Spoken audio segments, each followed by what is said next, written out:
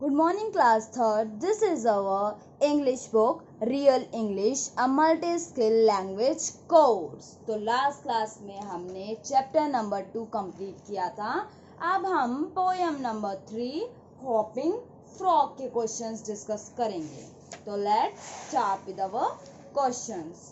Comprehension के first part को देखते हैं. Tick the statement that are true, cross the false one. तो जो सही है उन्हें टिक करना है और जो गलत हैं उन्हें क्रॉस कर देना है.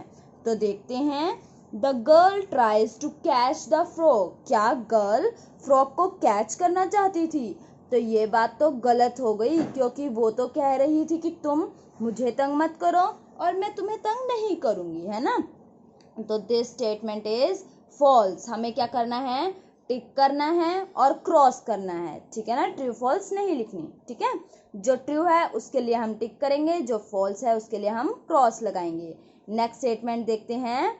The girl decides not to disturb the frog and says goodbye to it. Girl क्या डिसाइड करती है कि वो फ्रॉग को डिस्टर्ब नहीं करेगी और उसको बाय बाय कर देती है. तो ये बात तो बिल्कुल ठीक है. अभी हमने लास्ट ये वाला सेंटेंस है, इसमें भी यही डिस्कस किया था कि गर्ल उसको डिस्टर्ब नहीं करती और वो उसको बाय कर देती है. तो दिस स्टेटमेंट इज करेक्ट और ट्रू. और ट्रू स्टेटमेंट के लिए हमें क्या करना है? टिक करना है. नेक्स्ट स्टेटमेंट देखते हैं. The frog decides not to disturb the girl and says goodbye to her. तो फ्रॉग क्या डिसाइड करता है कि वो डिस्टर्ब नहीं करेगा गर्ल को और उसको गुड बाय करेगा. तो हमने इस तरीके की कोई स्टेटमेंट नहीं पढ़ी जिसमें फ्रॉग ने कुछ कहा. जो भी बोला वो किसकी तरफ से कम्युनिकेशन था? गर्ल की तरफ से. गर्ल ही पूरी स्टोरी में, पूरी जो पोएम था उसके अंदर गर्ल ही बोल रही थी. फ्रॉग ने तो कोई बात नहीं कही. तो ये स्टेटमेंट गलत हो गई, क्योंकि यहाँ पे बोल रहा है कि फ्रॉग ने डिसाइड किया था कि वो गर्ल को डिस्टर्ब नहीं करेगा और उसे बाय करेगा. तो दिस स्टेटमेंट इज फॉल्स. और फॉल्स स्टेटमेंट के लिए हमें क्या करना है? क्रॉस करना है. नेक्स्ट स्टेटमेंट देखते हैं. The frog is a finger of scorn. तो ये बात ठीक है या गलत है? तो हमने यहाँ पे देखा था, कहाँ पे, जल्दी से ढूंढेंगे. ये रहा. You the finger of scorn is crooked at. और फिंगर ऑफ स्कॉर्न का हमने मतलब पढ़ा था कि जिसको यूजलेस समझा जाए, जिसका मतलब जिसका कोई यूज ही ना हो, नकारा, व्यर्थ, वेस्ट, है ना. तो क्या जो फ्रॉग है वो एक फिंगर ऑफ स्कॉर्न है? यूजलेस एनिमल है. तो ये बात बिल्कुल ठीक है. पोएम के अकॉर्डिंग फ्रॉग एक यूजलेस एनिमल समझा जाता है लोगों के द्वारा. तो this statement is true. Next statement हम देखते हैं. The toad is lumpish therefore it is dangerous. तो क्या टॉड लम्पिश है और इसीलिए वो डेंजरस है? तो हमने लम्पिश का मतलब क्या देखा था? हमने देखा था कि लम्पिश का मतलब होता है जिसका कोई प्रॉपर शेप ना हो. तो जिसका कोई शेप नहीं होता तो इसका मतलब ये तो नहीं है कि वो डेंजरस हो जाए. तो ये स्टेटमेंट कैसी हो जाएगी? फॉल्स हो जाएगी. और फॉल्स के लिए हम क्या यूज करेंगे? क्रॉस. क्योंकि ये जरूरी नहीं है कि अगर किसी की परफेक्ट शेप नहीं है तो वो क्या हो जाए? डेंजरस. इसीलिए ये स्टेटमेंट क्या हो गई? फॉल्स हो गई. क्वेश्चन नंबर 1 भी क्या है डिस्कस कर लेते हैं. 2, 3 तो नोटबुक में करवाए थे. 1 देखते हैं क्या कह रहा है. हमें इनका आंसर करना है. तो first statement is what does this line mean. तो यहाँ एक लाइन दी हुई है और उसका मीनिंग हमें ढूंढना है. तो देखेंगे.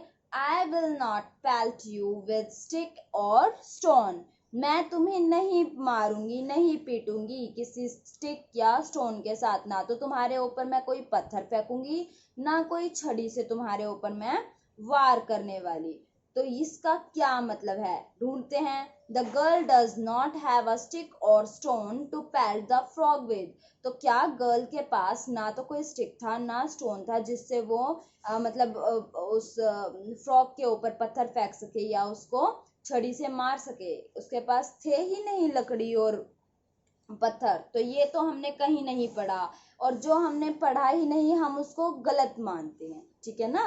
तो ये स्टेटमेंट कैसी हो जाएगी, फॉल्स। नेक्स्ट स्टेटमेंट देखते हैं, the frog should be pelted with a stick और stone but the girl is not keen और ऑन डूइंग दैट।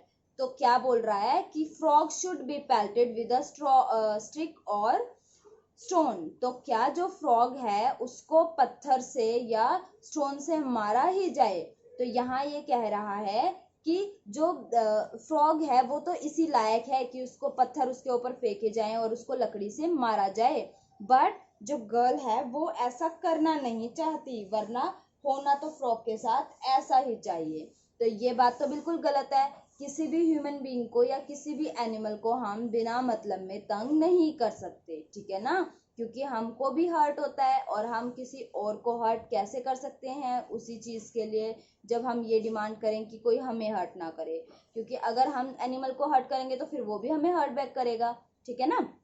तो ये स्टेटमेंट भी कैसी हो गई, गलत हो गई, कि फ्रॉग को ऐसा नहीं है कि उसको मारा पीटा जाना चाहिए, बट लड़की उसको छोड़ देती है क्योंकि वो ऐसा करना नहीं चाहती। तो हमने ऐसा कहीं नहीं पढ़ा, इसलिए this statement is also false. Next statement देखते हैं, people usually pelt the frog with a stick और a stone but the girl is kind and will not do that. तो पीपल यूजुअली पेल्ट, लोग ज्यादातर फ्रॉग को लकड़ी के साथ मार देते हैं या पत्थर फेंक देते हैं उसके ऊपर, बट जो लड़की है वो काइंड है, वो दयालु है, and will not do that, और वो ऐसा नहीं करेगी। तो ये बात बिल्कुल ठीक है, आई will not pelt you with stick और स्टोन।